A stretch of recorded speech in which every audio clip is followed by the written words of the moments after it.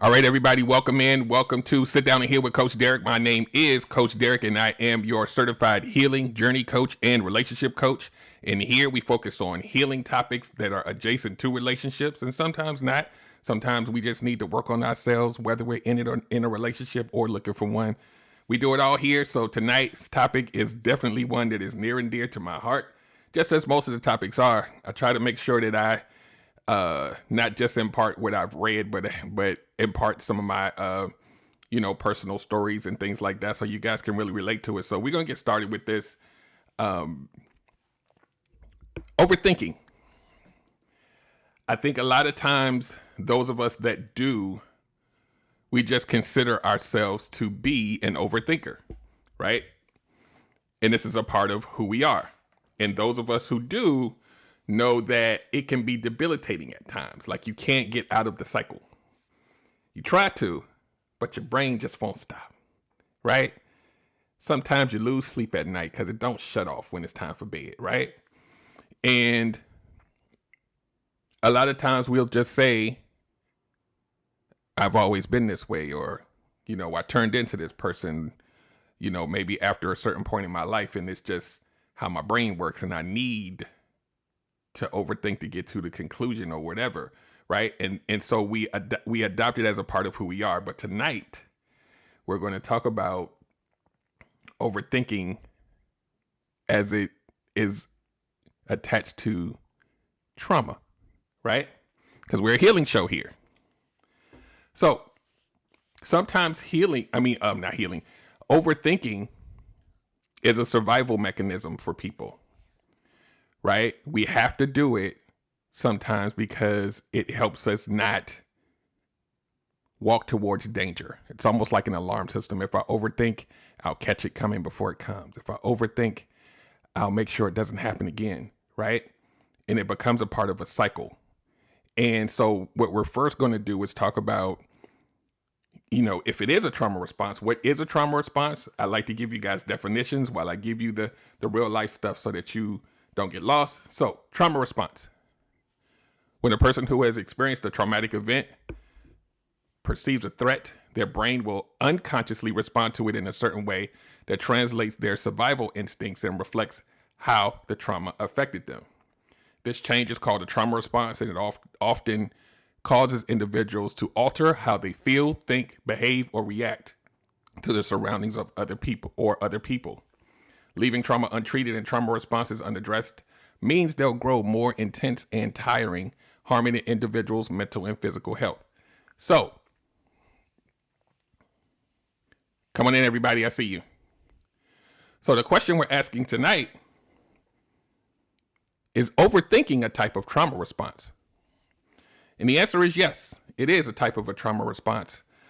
Sometimes we'll see this in people who have PTSD, right? And I'm not going to go too deep in it because I'm not a therapist. A therapist was like, you can't talk about, sometimes people that deal with PTSD, they overthink, right? So let's talk about it. So I'm going to read a couple things that I wrote down, and then we're going to get into the meat and potatoes of it, because most of this I don't have to read. I live it. So it's one of the most common types of trauma responses. It's also referred to as rumination, obsessive thoughts, and hyper rationality. Overthinking is a coping mechanism that people develop from an early stage in life, typically due to childhood trauma. Experiencing abuse, invalidation, or neglect as a child can push individuals into overthinking as a coping mechanism to have a sense of control and safety. In other words, overthinking can be used as a means to protect oneself after experiencing trauma. And it's a known symptom of, like I said before, PTSD. And it mainly characterized by trapping the mind in a loop of negative or intrusive thoughts, right? So think about it.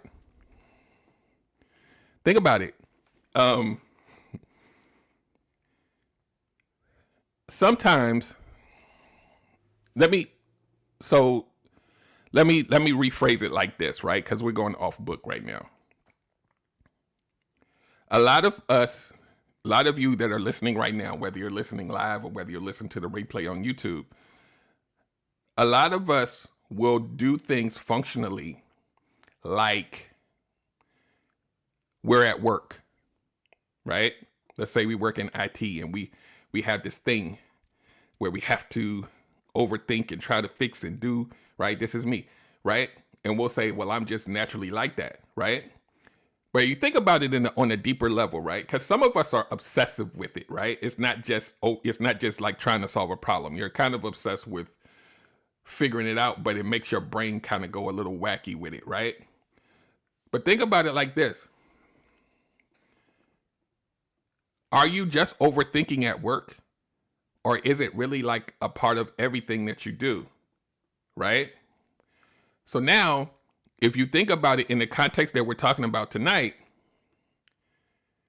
when you're trying to solve a problem, no matter what it is, the problem is the problem, right? So you're trying to create in yourself a sense of safety and security by knowing that you solved it. If you can't solve it, then you're not yourself, right? That can't just be a math problem because it's triggering. It's a little more emotional when you can't solve the problem. You're obsessed with it. You can't stop the loop, right? And the only way to seal the loop is to overthink your way into a solution. Most overthinkers don't just do it for work. They don't just, it's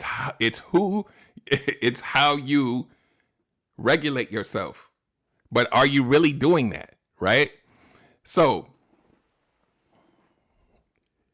when you think about examples of trauma responses, I'm going to give you a couple of different ways that people respond to trauma. And then we're going to go deeper into the overthinking, right? So because a lot of times people don't, and this is one of the reasons that I decided to pivot my coaching more into a healing space, because there's a lot of things that we do in everyday life that we don't realize is from a traumatic origin. We just think that this is just how things are. Even when it doesn't make sense, even when it hurts, we still don't think it's trauma. Until we identify where it comes from, it's always going to happen. If we don't try to manage it better, it's always going to happen. Why? Because it's unaddressed trauma. So here are some examples of what some trauma responses look like. It doesn't have to be overthinking yet, but these are things that happen in our lives that we don't realize sometimes that come from trauma. So over apologizing is a trauma response, right? Hyper independent, not just being independent, but hyper independence is a trauma response. I've been telling y'all this for years. Independent women aren't the problem. It's the hyper independence. It's the have to prove it. I have to shout it out. I don't need you. That is a trauma response, right? Oversharing, overworking, constant apologizing, lack of memory, isolation, lying, procrastination, people pleasing, hoarding, right? Anybody watch that show Hoarders? And you be like, how? That mind is powerful. Trauma, the mind is so powerful that it creates these narratives that we continually just can't break away from, or we think we can't. And then we say, that's just who I am. I know I'm a people pleaser, and that's just who I am. Right? Think about it like this, Son LT, just so it'll make more sense. Think about stress. You know what happens to the memory when you get really stressed? People on here know what I'm talking about. Your short-term memory be shot. Right? And sometimes when you think about trauma, there's stress associated with it. There's other things that happen in your body chemically where yeah. Don't ask me how I know, but I know. So that's why I said a lot of these things contextually we don't consider trauma based, but it is. sometimes, right? I'm not diagnosing anybody. Sometimes it could be. See the language? Sometimes it could be from a trauma base. And if we don't acknowledge it, that it's something's off. Like people who overthink all the time, we know something's wrong. We know we shouldn't be doing it, but we don't know how to regulate it. So it just becomes a part of life. Now, here is the yin and the yang of being an overthinker. A lot of times your overthinking puts you into a more positive space because you took long to figure out a problem or whatever it is. And you're like, being an overthinker, I saw the stuff you didn't see, right? Cool. We ain't talking about that tonight. So now we're going to talk about, and I got a couple of notes I wrote down because if I don't write notes, I'll be on here for 2 hours. So what causes overthinking? See, this question, what causes overthinking? As an overthinker, I never even thought about what caused it. I just said, this is who I am. I was built this way. So overthinking results from a combination of trauma, fear, and uncertainty. Traumatic experiences make individuals who survive them more prone to overthinking, especially when it's childhood trauma. The impact of distressing events that happen during those early years can last throughout the person's life and affect their physical and mental health. So I'm gonna give you a personal example in a minute. Let me get this last part here. Examples of childhood trauma that may turn people into overthinkers range from events that seem less significant, such as over criticization, negligence, and lack of validation. Think about I'm gonna read those 3 again because we don't consider this trauma, a lot of us, right? Another reason why I was like, I got to get into this healing space because a lot of this stuff, we just think it just is. Over criticism. I'm not going to use criticization. That's hard for me to say. Being overly criticized as a child. Let me read these 3 because now I'm being overly criticized, being neglected, and not being validated positively could create an overthinker. Why? Because if someone's constantly criticizing you, telling you that, you're bad or telling you that you're not good enough, and you're getting this all the time as a kid,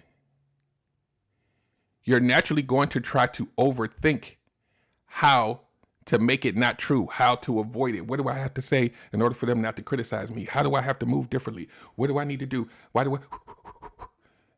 It becomes a part of your trauma response. But in everyday life, no one ever says, hey guys, that your parent criticizing you, that's going to probably create trauma in you. Nobody's ever heard that. Maybe in 2024. So we just go through life. Right? And guess what happens? Let me go a little bit. Okay? Let me peel the layer back a little deeper. Let's take that 10-year-old and make that 10-year-old 35. That person gets into a relationship. Pay attention to where I'm going. And they get into an argument. And that significant other says, I don't like the way you treat me. I don't like that you didn't help me do this thing. Triggered. Not with the person that you're with. Now you see your mama or your daddy and you get pissed off because you feel criticized and you're 35 now. It stings, don't it? And then what's going to happen is you're going to react to it negatively because it's a trigger and your partner is going to probably have to defend themselves. Now we have a problem. Now this argument doesn't just look like conflict. It hurts both people. And it doesn't get solved because one or more party is going to not advocate for themselves and stand down and say it's okay and do it 500 more times. So,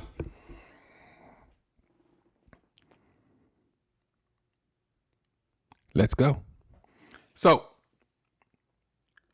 and I'm going to read this last thing I wrote down. One of the most common consequences is the brain becoming wired for hyper alertness, right? Think about this, right? I'm reading these words, right? I know this because I lived it for some hyper alertness. You know what they mean when they say that? That means you're extremely sensitive to possible criticism, to possible the things that, like, you're so hyper alert and hypersensitive to something that might happen that you're going to overthink how to avoid it. And I know a lot of y'all in the comments know exactly what I'm saying. Why? Because I attract people like me. I don't know why, but it does. We will overthink ourselves into oblivion to try to avoid the pain that comes along with the criticism, that comes along with the treatment, that comes along with the stuff that feels familiar, that was there before we met the person. Breathe.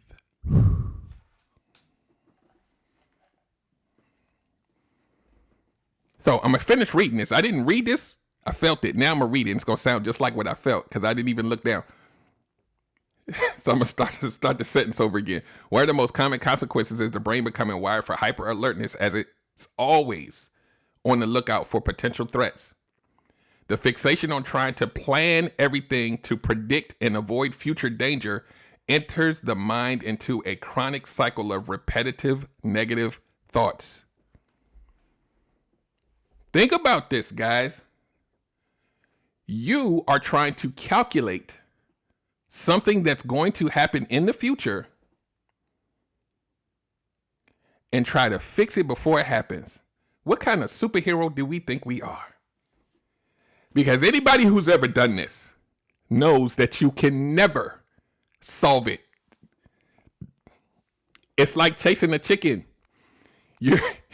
Every time you think you figured it out, something else is going to happen that goes outside of your equation, and then you're going to feel hurt again. Then you're going to try to retrain yourself to look for the new thing, and then another thing, and then you're like, I can't win.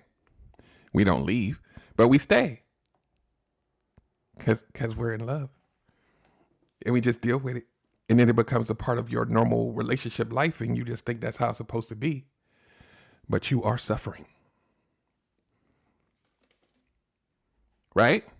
So, let's talk about some common patterns of overthinking, right? And I'll speak to them. I got a couple of things I'm going to read. I had to do these notes because I can't trigger myself and think I'm going to have a coherent show, right? So, welcome in, everybody. I see y'all coming in. I appreciate you. If I don't see your comments, it's because I'm just teaching over here. So, different people manifest overthinking in various thought patterns that commonly include obsessing about the future.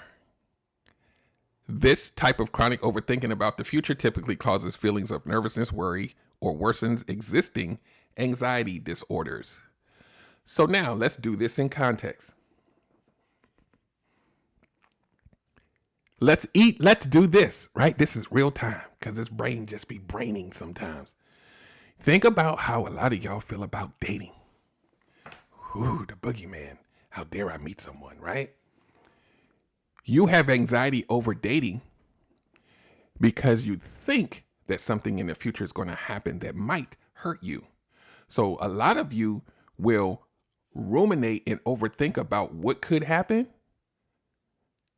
And then it makes the anxiety that you had originally worse because you keep thinking, well, what if they? That's why I keep telling you, if you always say, well, what if they, you don't need to be dating. Those 3 words, what if they, that means you don't trust your boundaries or yourself.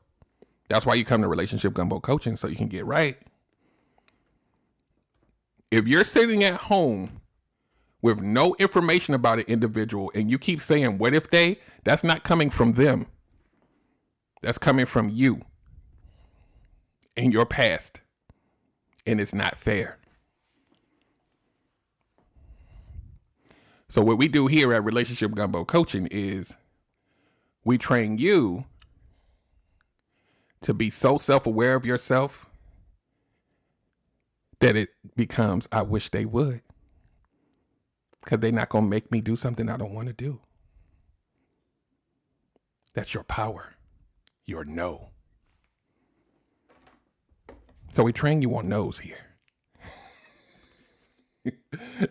So the second one is, we talked about the future. Obsessing about the past. Chronic overthinking about the past typically causes depressive symptoms and exacerbates existing depression. You know, when this happens a lot, we talk about relationships. When you break up with somebody and you can't stop thinking about them, and you know they treated you like trash, and you keep thinking about it, and I wonder if they're thinking about me. I wonder what would happen if I called them. I wonder what if I did this? Maybe they would get back with me. I wonder what. So you thought you was depressed before? You just doubled down. I be having this conversation with some folks every week. And I'm like, what'd you say they did to you again? That wasn't enough for you to... Okay, we gotta... It is recorded. It goes on YouTube in 24 hours. I owe y'all the last show too. Life. But y'all don't get it. You're gonna get two. Probably tonight. So, think about it like this. All of that overthinking about the past is destroying your present and possibly your future because you can't get away from it. So, do you get over someone instantly? No.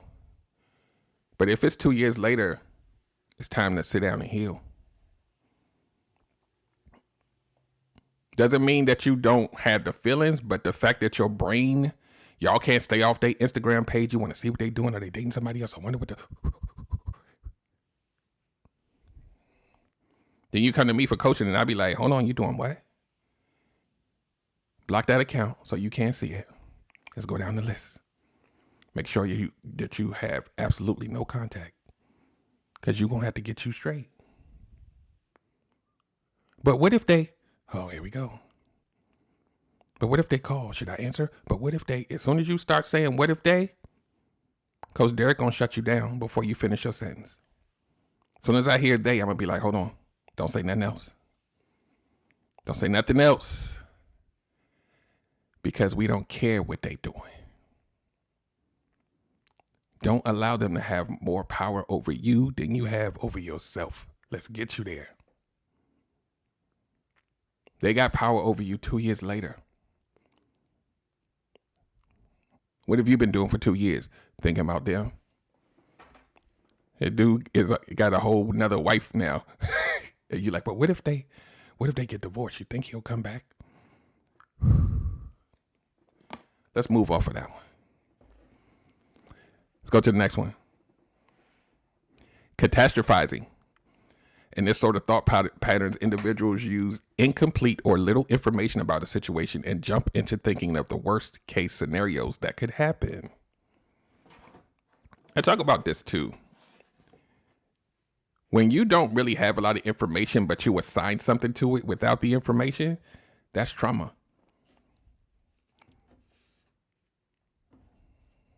You're linking it to something that was bad to make it true in your mind so you can rationalize it and you don't even know why.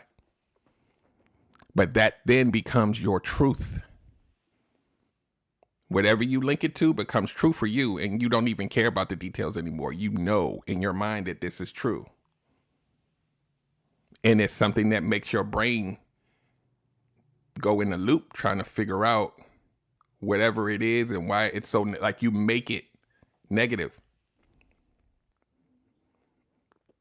And a lot of people do this. They don't even listen to you. They're just like, I already know. This is why you did it. And you're like, you don't even know. And you're like, I've been thinking about it all night. I know why you did it now. I'm like, you didn't even talk to me. You did it because you hate me. And it's like, whoa, where'd that hate? That's a strong word. Where's that coming from? Think about these words. You did this because you hate me, but no information, no history. Right? Why do you feel like I hate you? Right? This is what you do. This is what we do in coaching. We drill down on the patterns. What makes you think that person hurts you? Because they did X, Y, and Z. When you take that behavior that made you feel hate, we're going to see whenever in your life did that certain type of pattern happen before, because it's there. It's always there. Hate, we didn't say frustrated or angry. Hate. There's something there. And when I hear your words, I'm going to say to myself, there's something else there. There's something else there that makes you go into rage with no evidence and no pattern of bad behavior on my part. Why is it so strong? Because it's a trauma response. But we don't call it that. We just get mad at you and hope that you either agree with me or stand the hell down because I'm right with no information. Right? Next one. We got two more. Personalization. Trauma survivors manifesting this thinking pattern tend to feel personally responsible or guilty for things that are out of their control. You know, I don't have to read these, y'all. Give me a second. You know, people that assign things to themselves, like my friend group don't like me because I'm a horrible person. That must be why it is. I wonder why they didn't call. I wonder why they didn't add me to the group text and they didn't tell me. Why didn't they? I wonder why. I think it's because I'm stupid. I think I'm just maybe it's because they didn't like the clothes I had on, and I just, maybe if I would have wore something different, then maybe they would have accepted me. And then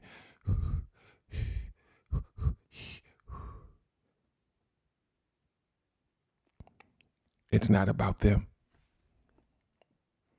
Somewhere in your life you felt voiceless, unaccepted, neglected. Now the trigger is happening. You didn't have a discussion with them about why. They're your friends. You told yourself why. Understand? We gotta talk through these things. We gotta figure out what they are because it's running your life.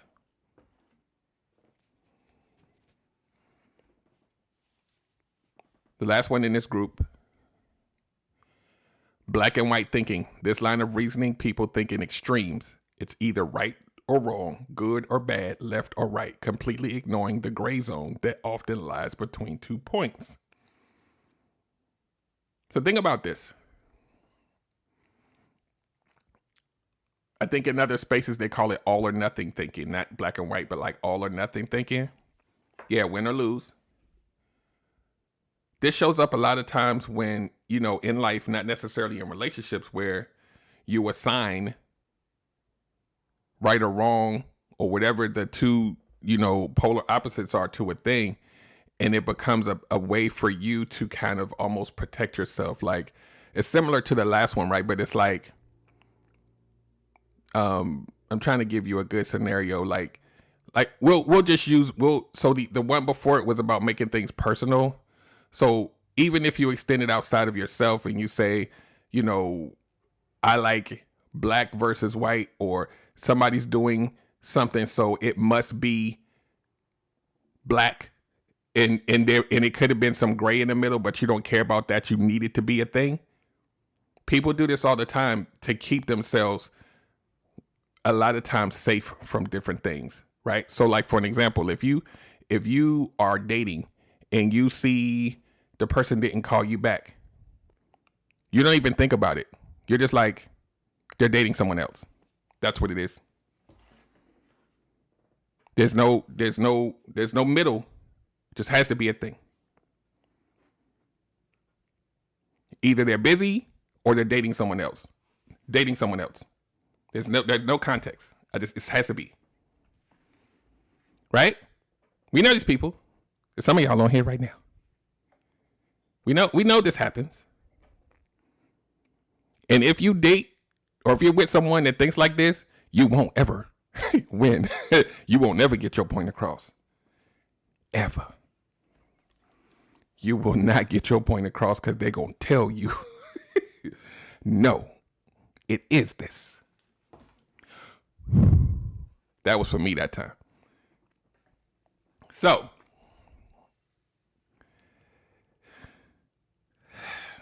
a lot of times, and a lot of overthinkers will understand this when I say it. Sometimes overthinking and rumination affects your health the same way stress does. So I'm going to read this little thing here, and then we're going to talk about it a little bit, right? Like, so it says when an analytical mind is too active, an individual's mental health will suffer. They may isolate themselves as a way to avoid having to deal with emotional responses. They're also likely to suffer from chronic stress, anxiety, and anxiety disorders, OCD, obsessive compulsive disorder, and depression. Being stuck in a loop of recurring intrusive and negative thoughts can also affect a person's physical health due to the overwhelming tension and stress. They may suffer from headaches, fatigue, digestive issues, muscle pain, disrupted sleep patterns, and insomnia. Additionally, the consistent rise in the production of stress hormones, cortisol, can have a high risk of developing chronic high blood pressure, diabetes, and heart disease. What the hell? I'm not laughing, ha. I'm like, all right, so some of us got some thinking to do tonight, right? Overthinkers know how debilitating it can be sometimes and stressful. And we've adopted it as a way of life. Like I've learned, and it's, again, people who know me know. Tanya, if you still in here, you know my brain be going. my website has been changed about 300 times. Like I'd be like, wait, no, it can be better. No, wait, I think if they click here, I got to make the button different. I got to redesign. I done been through so many redesigns since Tanya's known me, right? And she's like, calm down. It's fine the way it is. And I'm like, no, it's not. Tomorrow it's going to be different. And it don't be one page. It be like the whole thing. And then I'd be like, perfect. And then next week I'd be like, but wait, I don't like orange today. Maybe it should be black. Yeah. Y'all on the outside don't realize it, but it's serious. I have to, people, I can say like us, people like us, we have to develop a way for us to stop ourselves, right? And sometimes you can do things like set a timer on certain things. I know, like, you're going to have to figure out what works for you, but we got to stop at some point, or the loop just continues to go. It just continues to go. And a lot of times it can be stressful, especially if your overthinking is to solve a problem and you can't solve it. Do you understand? People who are problem solvers, it does not stop until you can fix it so that you can feel better. It's not even about the problem. Once the engine starts, it's not about the problem. It's about you. Ooh, I had to learn this about myself. I can only feel better if I solve the problem. I can't walk away from it. I'll stay up till 4 a.m. All you got to do is tell me the remote control is broken, and I'd be like, what? The TV, and I got to figure, is it the batteries? Is it the cable? Is it the... 2 hours later, I'm like, I still can't figure, is it the... And it's like, hold on, dude, you could have waited. You was about to go to bed. Why?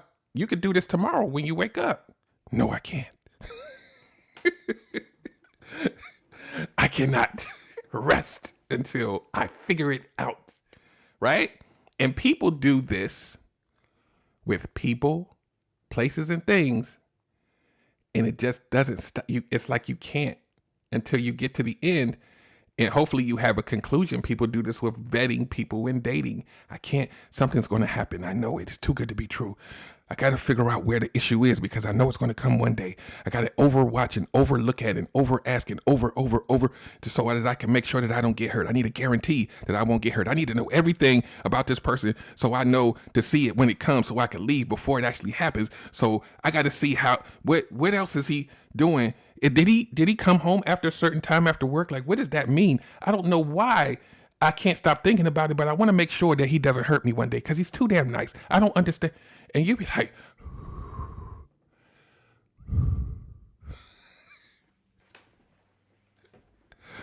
oh, some of y'all are on here right now.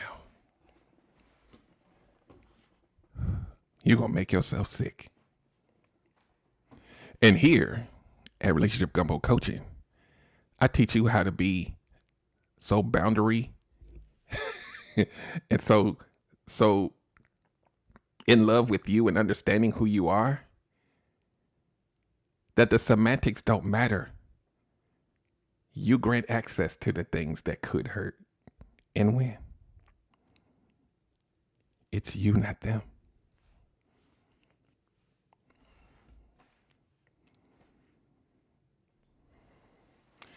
So in the comments, Bless says, my mental would be worn out. Let me tell you something, people. It's people doing it every day. Every day. Let me tell you what this looks like practically. People who do this, you're going to find a flaw because humans, right? And when you find the flaw, you will stop dealing with the person because you think that flaw is going to be the path to you being hurt again. And then you go meet somebody else and you find the flaw. And so what you'll end up saying is the dating pool is trash. Because everybody has a flaw and I don't like none of them and I'm just going to not date and I don't care because they're all bad.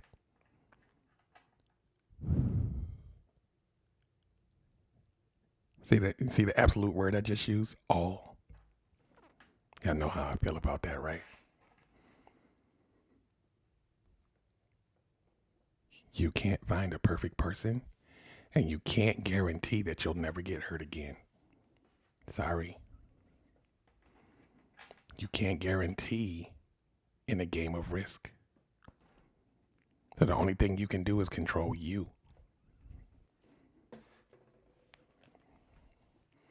I dare you to find someone with a perfect relationship, and I'll wait for it. I'll wait for 3 years for you to come back and find these people. It doesn't happen. So if it doesn't happen in nature, you can't control yourself into one. It doesn't happen. You're going to have to figure out what your tolerance level is for certain things and do your best. See, an overthinker is always looking for guarantees and solving a problem. And sometimes it's not a problem to be solved. Sometimes it's something that you coexist with and understand it because it's really not that serious. And if it is, we're talking about trivial things. If a trivial thing is debilitating to you, trauma, healing. He blinked too much. I think that means, hold on. Did you just say blink? Well, normally when I research, a human blinks this amount of times per minute and he did half of that. So, what's that overthink? Where does that come from? Right? This is the coaching mind. Where does that come from? Where does that come from? It's not from the person that's sitting across the table. It's not them.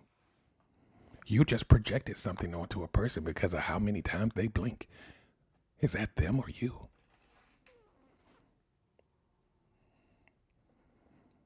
Mind Your Mental in the comments said, guess who makes the most mistakes? A perfectionist. Yes. Oh yeah, he breathes too hard. I did a TikTok about this. Y'all will find something wrong with everybody. These type of people. You're not gonna find your person ever. I'm sorry. And Jesus ain't on the market, so I don't know. A lot of times, and we coming on the downslope now. A lot of times when we have this pattern of overthinking, and let's say it's just become a part of our lives since we was a kid, maybe, sometimes you need help with how to regulate yourself, right? Because this is a regulation issue. This is how do I stop myself? And sometimes you need tools. Sometimes you need, a party like a therapist or a coach to help you sit down. Sometimes sit down and heal, right? I didn't name this show that for nothing. You got to really learn how to shut it off sometimes. or mute it down, because off for a lot of us, off is not an option on the board.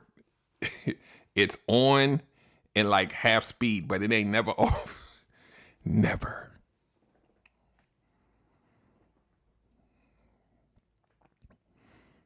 Blessed Jesus ain't on the market, but some of us are content with him.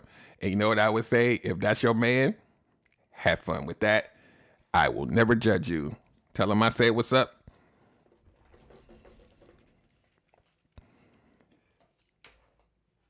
And that's cool. Because I don't push anybody into anything like a relationship or whatever. If Jesus is your man and that's you cool, don't come to me talking about I'm trying to find a husband, because you got one. See, I did it with a smile.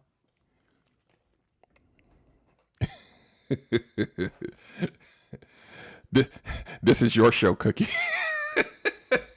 So we got to learn how to do things. And sometimes, like, I'll tell you, for me,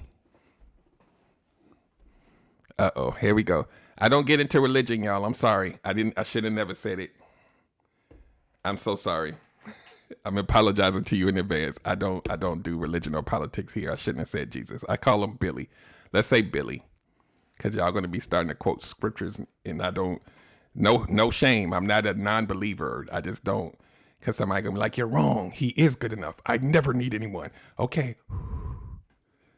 No, I'm saying I've been on here 3 years, Queen Anne. When it starts bubbling up, I'll be like, wait. So not you. I just want to make sure, because they're going to come on here in a minute and be like, did he say Jesus wasn't enough? I didn't say that. Because they looking from the hallway right now. They like, wait, Jesus? Trust me. It don't come from nowhere.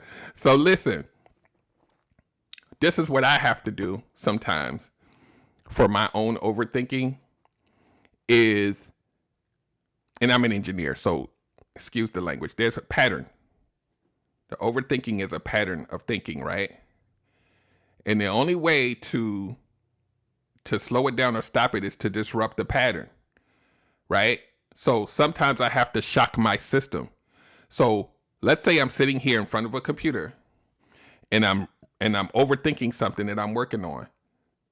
I can't sit here and stop and it's right in front of me. Sometimes I got to go outside, go get a coffee from somewhere or something, and my brain isn't focused on it anymore. I have to physically remove myself in order for me to regulate, or else I will still stay in the loop.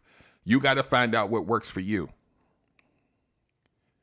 You got to find out what works for you so that you can have some kind of management over it, because I can't manage it just sitting here. I've tried. It doesn't work. It doesn't work. It doesn't stop. I'm obsessed with solutions. I'm obsessed with figuring things out. I'm obsessed with it's just always on. It works wonders when I'm coaching you, because I want to help you solve your issues, but it'd be simple other things that I'd be like, stop it. People will tell me to stop it, and I'd be like, I can't. So there's hope for us, guys. We just got to figure out how to disrupt the pattern, even if temporarily. Yeah, a nap. Yeah. Naps work too. But it's hard. So the whole premise of this show is not just about overthinking being hard and all of that. It's realizing that a lot of times it comes from a traumatic place. Sometimes some kind of childhood trauma created this individual that you have become that overthinks as a protection measure, as a, either you're overthinking about the future or the past, and sometimes the present. You just can't, it's just in you to do it. Sometimes it comes from a place of you creating safety for yourself and things like that. The healing process is to understand where that comes from, because understanding where it comes from, if it is traumatic, helps you heal. And sometimes that healing will help you regulate better. The not knowing, sometimes it's debilitating because it's just on and you're just like, this is just who I am. Doesn't have to be. It could be a part of you, right? It's a synergy, right? Like you can use it for things to help you. But when it becomes negative, we got to say, oh, wait, it's that little kid. Calm down, little boy. We can't keep doing it's negative. And I remember I listened to Coach Derek. He said, you could get high blood pressure. You don't even know what could happen. Calm down. Breathe.